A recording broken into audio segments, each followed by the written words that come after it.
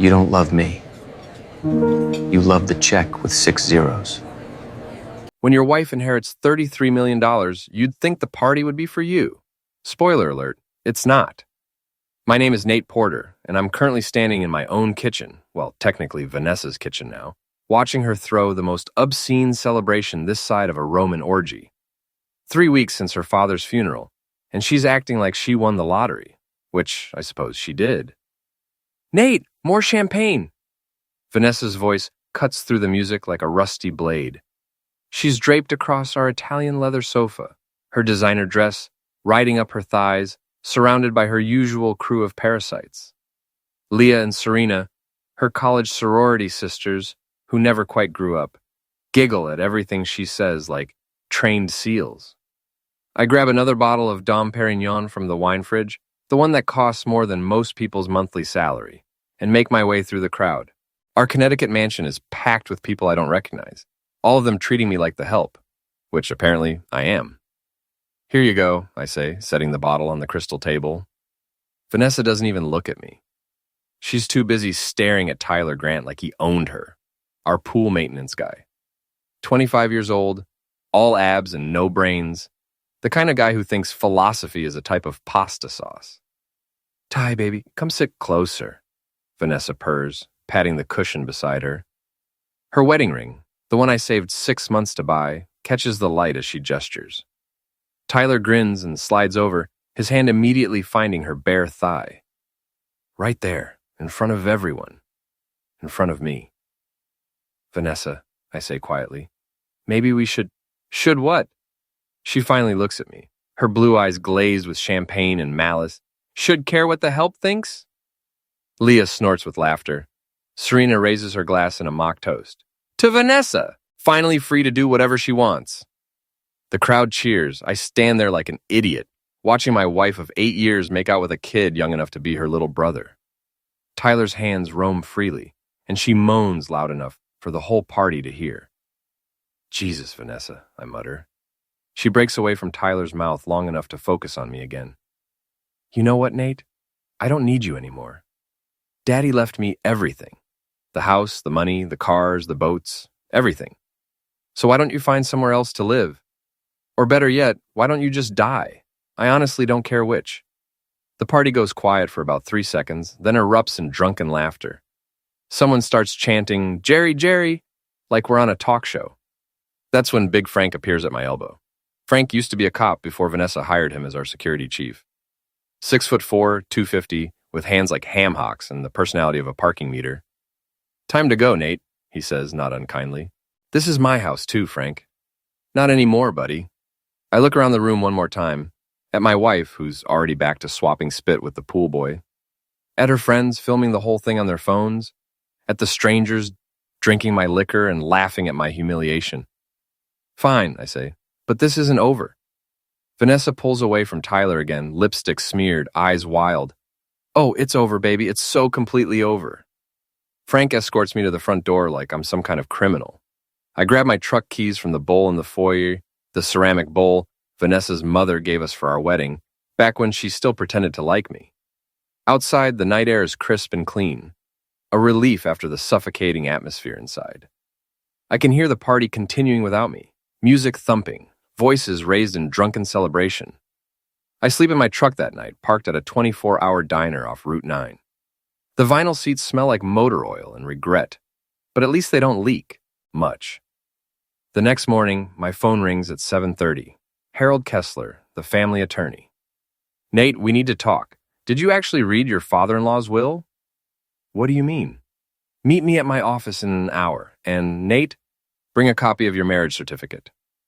I drive back to the house to grab the certificate from our filing cabinet. The place looks like a war zone.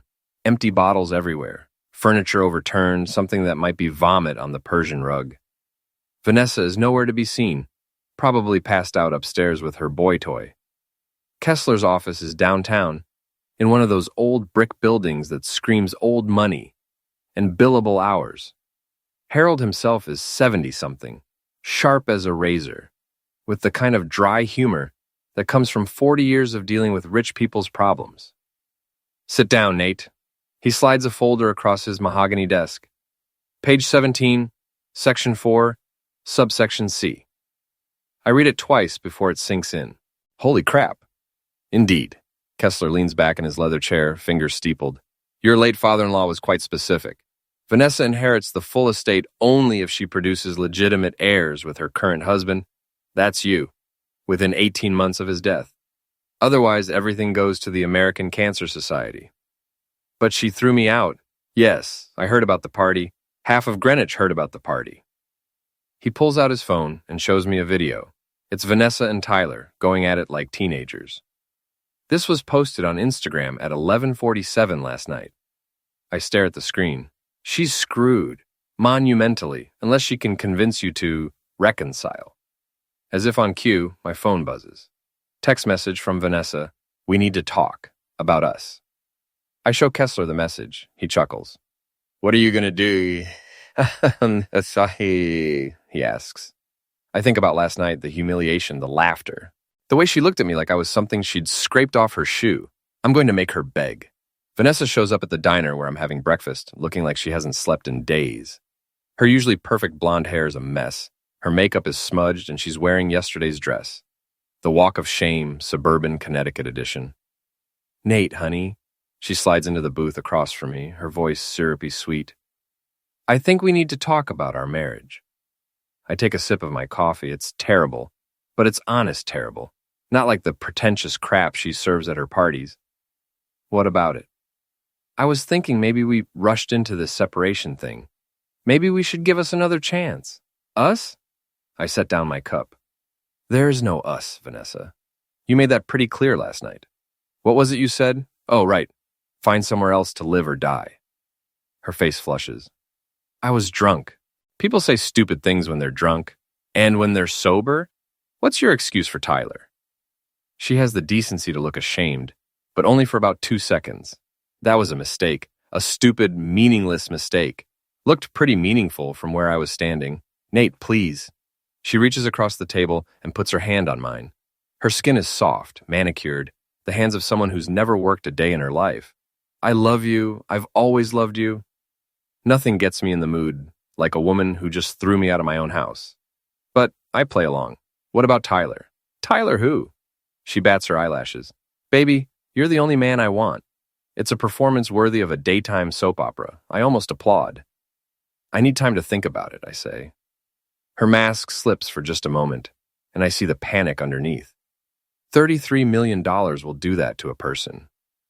Of course, she says. Take all the time you need. But don't take too long, okay? I miss you. She leans across the table and kisses me. It tastes like desperation and Listerine. After she leaves, I call my buddy Ray Martinez. Ray runs a bar called The Anchor in downtown Hartford, and he's one of the few people who knew me before I became Mr. Vanessa Porter. She's planning something, I tell him over the phone. Of course she is. Question is, what? I don't have to wait long to find out. 2 nights later, I'm at The Anchor, nursing a beer and watching the Yankees lose, when this woman slides onto the stool next to me. She's stunning. Long dark hair, green eyes, the kind of curves that make traffic accidents happen. Buy a girl a drink? She asks. Her name is Monica. She's 28, and she works in marketing for some pharmaceutical company in Stamford. We talk for an hour about everything and nothing. She's funny, smart, and she seems genuinely interested in what I have to say. Ray catches my eye from behind the bar and makes a subtle gesture. Something's off. But I'm 3 beers in and Monica's hand is on my thigh, and I'm not thinking with my brain anymore. Want to get out of here? She whispers in my ear. We go to a motel on the Berlin Turnpike, the kind of place that rents rooms by the hour and doesn't ask questions. Monica's enthusiastic, athletic, and very thorough about making sure we use protection. She even insists on disposing of it herself afterward. I'm very environmentally conscious, she says with a smile that doesn't quite reach her eyes. I wake up the next morning with a hangover that feels like someone used my skull for batting practice. Monica is gone, but she's left a note on hotel stationery. Thanks for a wonderful evening. Maybe we'll see each other again soon. XOXOM. I've always wanted to be a donation donor, just not like this. Ray is waiting for me when I get back to The Anchor that afternoon. You messed up, he says without preamble. What are you talking about? He shows me a photo on his phone. Monica, sitting in a corner booth, talking to Serena Williams. Not the tennis player, Vanessa's friend Serena Williams, the pharmaceutical heiress who's been trying hard to impress my wife since college. I took this about an hour before she made her move on you. The pieces click into place. Son of a witch. They played you, brother. Question is, what are they planning to do with your DNA? I don't have to wonder for long. 3 weeks later, Vanessa calls me, practically singing with joy. Nate, the most amazing thing has happened. Let me guess. You're pregnant. How did you? Yes. Isn't it wonderful? We're going to have a baby. I do the math in my head. The timeline fits barely. If she got herself artificially inseminated with my stolen genetic material right after Monica's collection mission, she'd be about 3 weeks along. That's great, Vanessa. Really great. I know. And it means we can be a real family now. You, me, and our little miracle. Our little miracle. Right. More like our little insurance policy worth $33 million. We should celebrate, I say. Oh, we will, baby. We absolutely will. But first, I have some investigating to do. Finding Monica isn't hard. Vanessa's crew isn't exactly known for their criminal mastermind skills. A few phone calls to pharmaceutical companies in Stamford, a description of a gorgeous brunette in marketing, and I have a name. Monica Reeves. She works for Hartwell Pharmaceuticals, specializing in fertility treatments. How convenient. I hire a private investigator named Jill Chen, former Hartford PD, now freelance, with a reputation for getting results. She's 40-something, tough as nails, and charges $200 a day plus expenses. Your wife hired this woman to seduce you and steal your genetic material? Jill asks, reviewing the photos Ray took. That's my theory. It's a good theory, stupid, but good. If we can prove it, your wife is looking at fraud charges, maybe worse. I don't want her arrested. I want something better. Revenge? Justice. Jill smiles. I like you already. It takes her 3 days to crack Monica. Turns out Monica has a gambling problem and owes some very unfriendly people a lot of money. When Serena approached her with a $10,000 offer to seduce a mark and collect a biological sample, she jumped at it. Jill gets it all on tape. Look, I'm not proud of what I did, Monica says, sitting in her cramped apartment in New Haven. But I needed the money and they said it was harmless, just a prank between friends. A prank? I'm wearing a wire, courtesy of Jill's equipment stash. That's what Serena called it. She said your wife wanted to play a joke on you, get back at you for something. I didn't ask questions. What exactly did you do with the sample? Monica looks uncomfortable. I put it in a special container Serena gave me. She said it had to stay cold, so I used a little cooler with ice packs. Met her at a Starbucks in West Hartford the next morning. And she paid you? Cash. $10,000, just like she promised. Did she say what they were planning to do with it? No, and I didn't want to know. Look, I'm sorry, okay? I know it was wrong, but I was desperate. I almost feel bad for her, almost. Monica, I need you to do something for me. What? Call Serena. Tell her you're worried about getting caught. See if she'll admit what they did with the sample. I can't do that. She'll know something's up. She'll know something's up anyway when this all comes out. But if you help me now, I'll make sure you're protected. Monica thinks about it for a long moment. What kind of protection? Legal immunity. And maybe some financial compensation for your troubles. How much? More than Serena paid you. She makes the call that afternoon with Jill recording every word. Monica, what's wrong? Serena's voice is sharp, suspicious. I'm freaking out, Serena. What if he finds out what we did? He won't find out. How could he?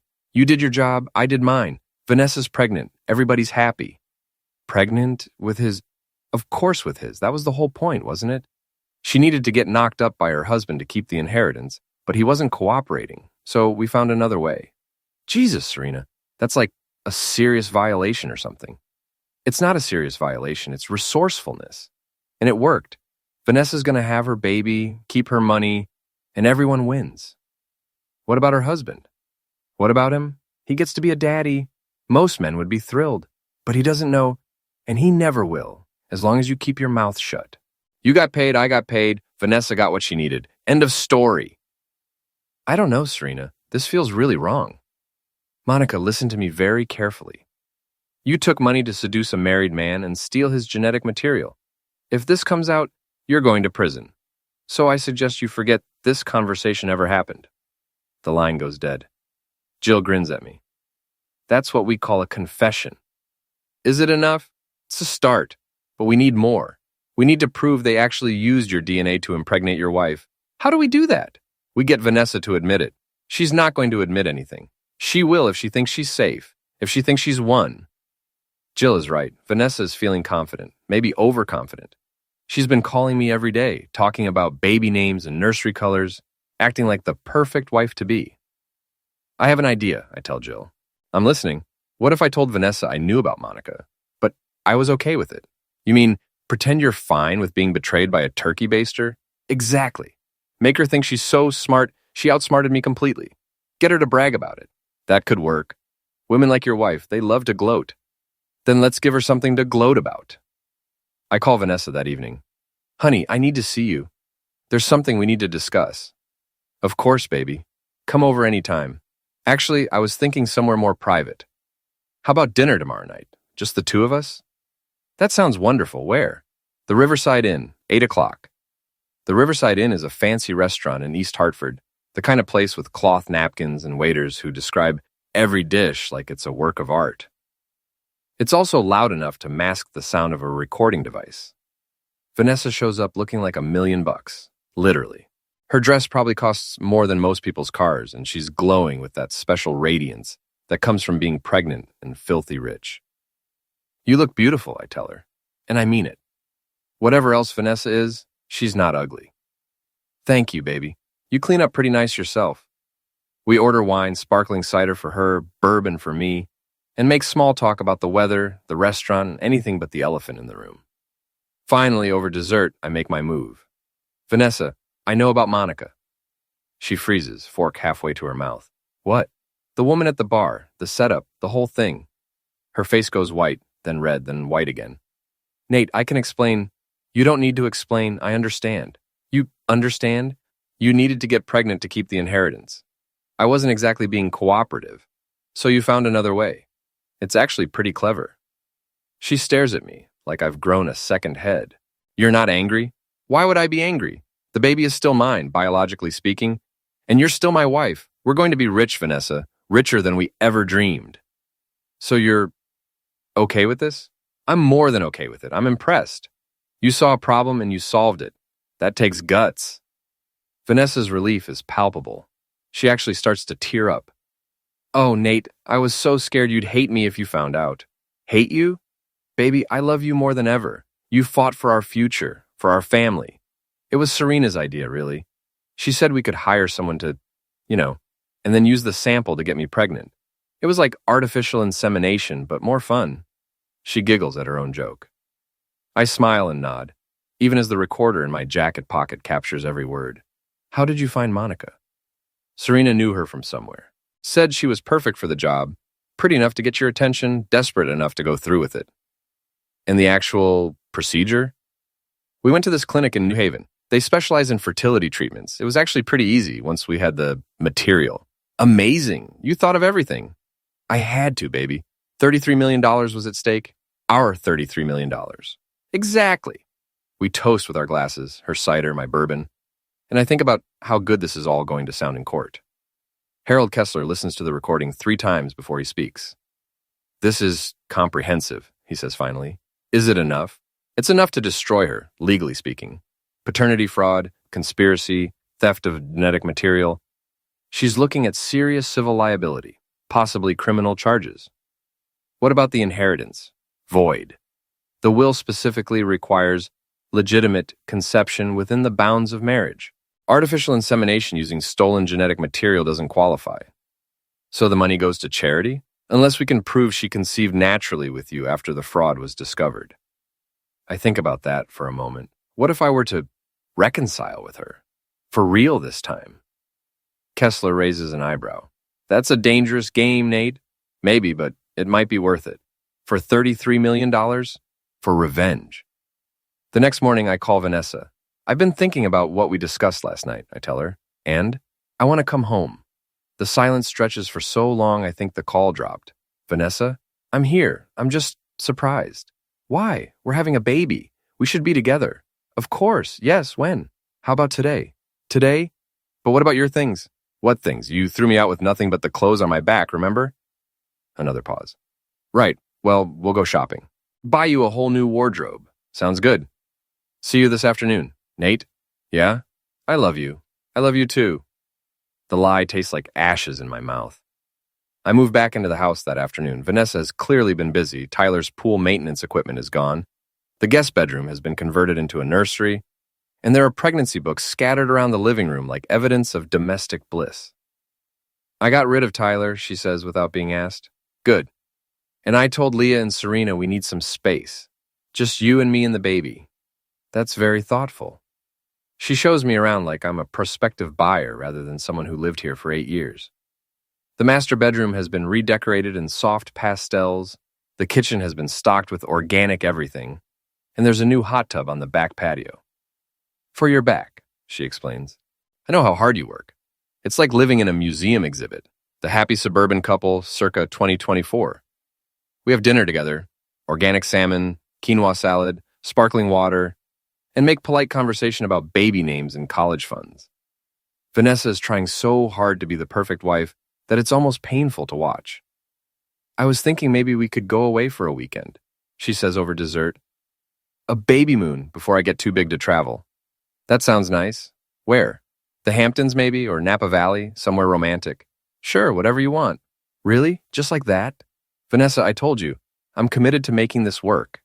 She reaches across the table and squeezes my hand. I'm so lucky to have you. If only she knew. The next few weeks pass in a blur of domestic theater. We shop for baby furniture, attend prenatal appointments, and host dinner parties for Vanessa's friends, the ones who haven't been banished for their role in the Monica scheme. At one of these dinners, I meet David Chen, a federal prosecutor who specializes in fraud cases. He's married to one of Vanessa's yoga instructors, and he has the kind of sharp intelligence that makes me nervous. So Nate, he says over coffee and brandy, Vanessa tells me you're in construction? Renovation, mostly. Historic homes. Interesting work. Must be satisfying, bringing old places back to life. It has its rewards. I imagine it does. There's something to be said for restoration, making things right again.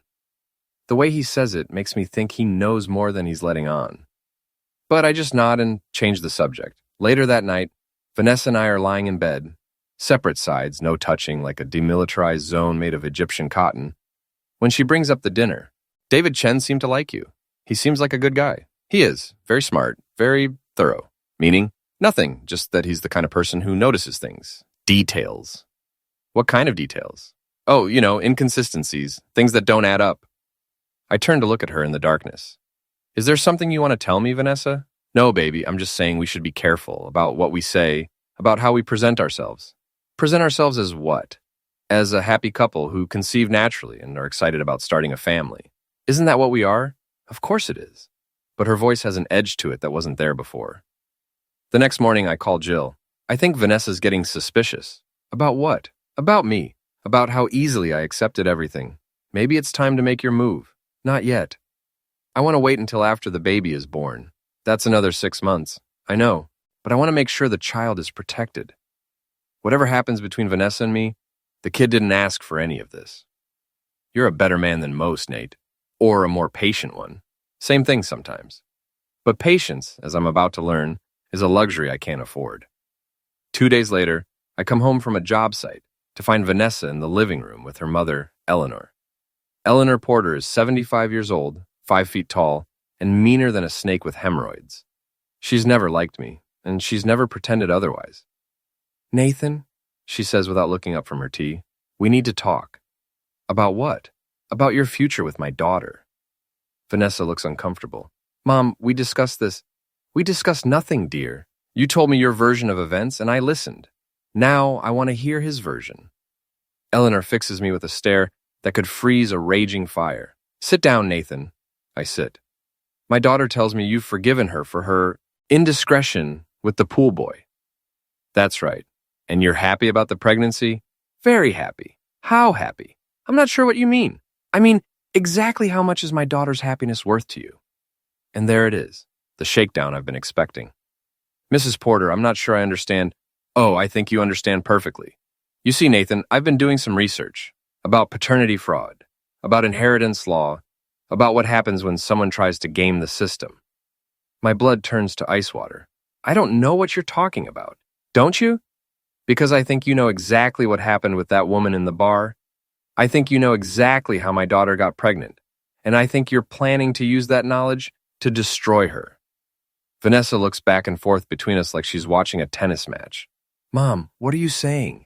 I'm saying your husband is not the forgiving saint he's pretending to be. I'm saying he's planning to take you for everything you're worth. That's not true, I say, but my voice sounds hollow even to me. Eleanor smiles like a shark.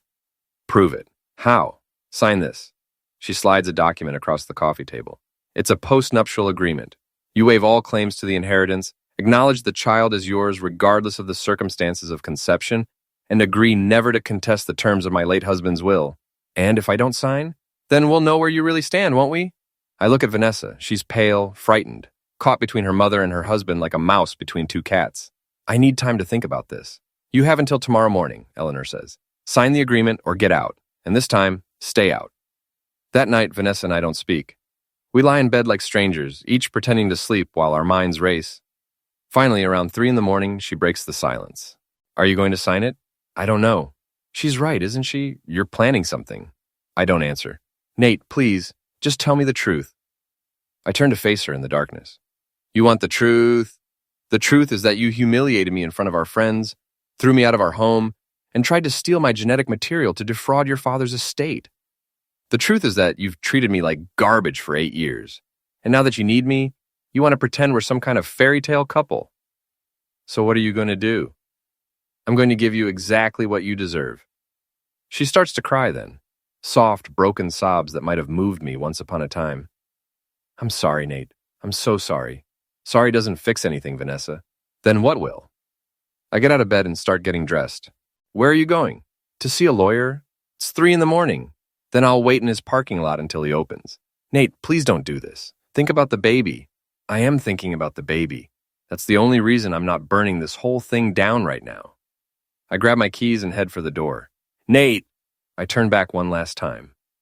Vanessa is sitting up in bed, her hair a mess, her face streaked with tears and mascara. I love you, she whispers. No, you don't. You love the idea of me. You love having someone to blame when things go wrong. But you don't love me. That's not true. Prove it. How? Tell your mother to go to heck. Tear up that agreement. Trust me enough to work this out between us without lawyers and contracts and ultimatums. She opens her mouth, then closes it, opens it again.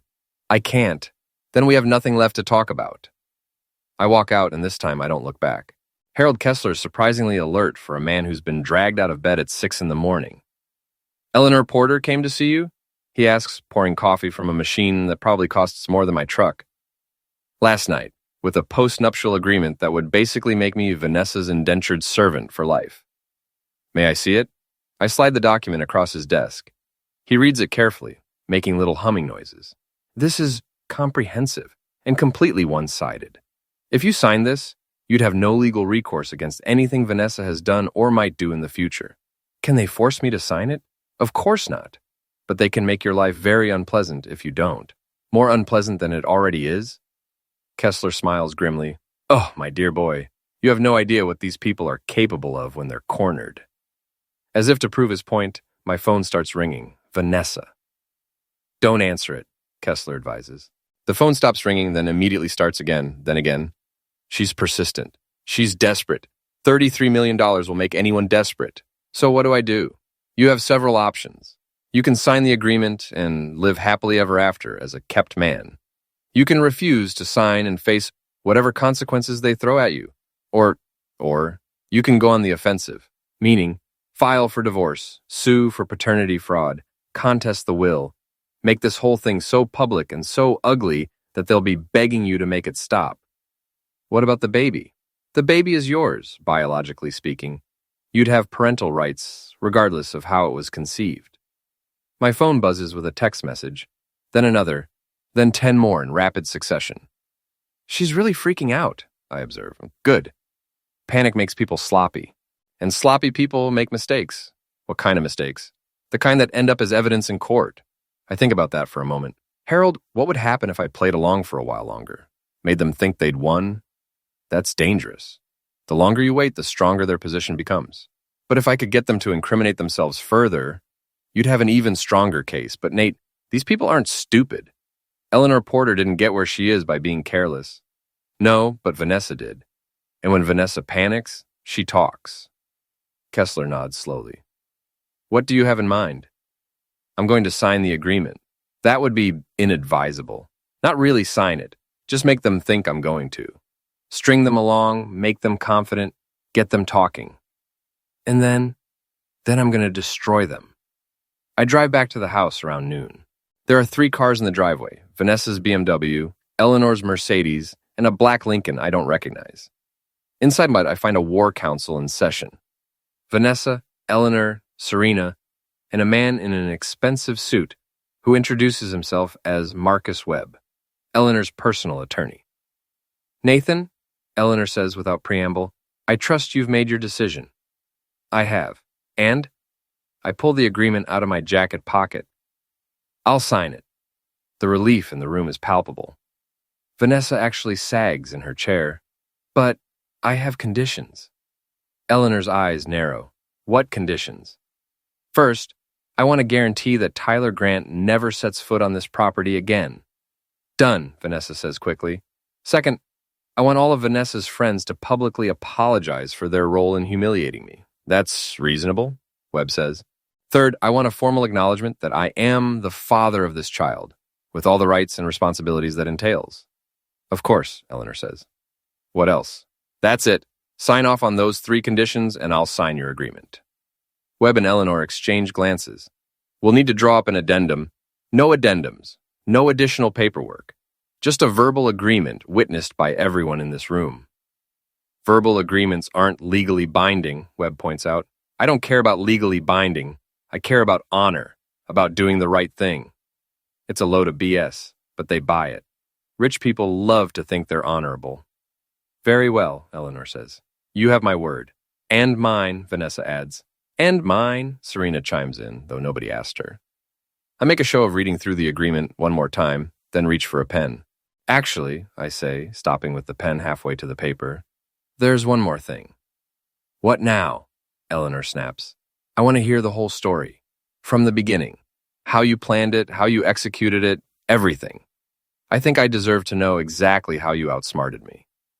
It's an appeal to their egos, and it works perfectly. Well, Vanessa says, glancing at her mother, it really started when Daddy's will was read. For the next hour, they lay out the entire conspiracy in excruciating detail. How Eleanor suggested the paternity fraud scheme when Vanessa confessed she'd thrown me out. How Serena found Monica through her connections in the pharmaceutical industry. How they researched fertility clinics and artificial insemination procedures. How they planned the seduction down to the smallest detail. The hardest part was keeping Tyler quiet, Vanessa admits. He was so jealous when he found out what we were doing. Tyler knew, I ask. Of course he knew. He helped set up the meeting with Monica, made sure you'd be at that bar on the right night. And he was okay with this? He was okay with the money we paid him. Serena laughs. $20,000 buys a lot of silence. Plus, Vanessa adds, we promised him he could come back after the baby was born and things settled down. Eleanor shoots her daughter a sharp look. Vanessa. What? Nate's going to sign the agreement. We're all friends here. I smile and nod even as the recorder in my jacket captures every word. It really is brilliant, I say. You thought of everything. We had to, Eleanor says proudly. $33 million was at stake. And now it's safe. Now it's safe. I sign the agreement with a flourish, then stand up and shake hands with everyone in the room. Pleasure doing business with you, I tell Eleanor. Likewise. As I'm walking toward the door, Vanessa calls after me. Nate, where are you going? To celebrate, I think this calls for a drink. Want some company? Thanks, but I think I'll celebrate alone. I have some thinking to do. About what? About our future. I drive straight to Jill's office and hand over the recorder. Please tell me you got all that, I say. She plugs it into her computer and hits play. Eleanor's voice fills the room. $33 million was at stake. Oh, we got it, Jill grins. We got all of it. What now? Now we take this to the FBI. The FBI? Wire fraud, conspiracy, theft of genetic material. This crosses state lines and involves federal crimes. Your wife and her family are about to have a very bad day. How bad? 20 to life bad. Maybe worse, depending on what else they've been up to. I think about Vanessa, sitting in that living room, glowing with victory and pregnancy hormones, planning her future with Tyler and her stolen millions. Do it. The FBI raids the house at dawn the next morning. I watch from across the street as agents and windbreakers swarm the property, carrying boxes of evidence and leading people away in handcuffs. Vanessa sees me as they're putting her in the back of a federal vehicle. She screams something I can't hear over the distance and the sirens, but I can read her lips well enough. I hate you. I wave goodbye. Eleanor gets 10 years for conspiracy and fraud. Serena gets 7. Monica gets 3 years probation in exchange for her cooperation. Vanessa gets 15 years, plus she has to give birth in federal custody. The inheritance goes to the American Cancer Society, just like her father intended. And me? I get my life back. 6 months later, I'm renovating a Victorian mansion in New Haven when my phone rings. It's a number I don't recognize. Nate Porter? Speaking. This is Janet Morrison from Child Protective Services. We have a baby here that might be yours. My son, because it is a son, 8 pounds, 2 ounces, with my eyes and Vanessa's stubborn chin, is the most beautiful thing I've ever seen. What's his name? I asked the social worker. His mother named him Tyler. Well, that's going to change. I name him James, after my father. James Porter, who will grow up knowing that his mother was a criminal, but his father fought for him. Who will inherit not $33 million, but something more valuable. The knowledge that some things are worth fighting for, and that justice, however delayed, always comes due. Vanessa writes me letters from prison sometimes. Long, rambling things full of apologies and explanations and promises to be better if I'll just give her another chance. I don't read them anymore. I have better things to do, like teaching my son to walk and talk and understand that in this world, you have to earn what you get. And sometimes if you're very patient and very careful, you get exactly what you deserve.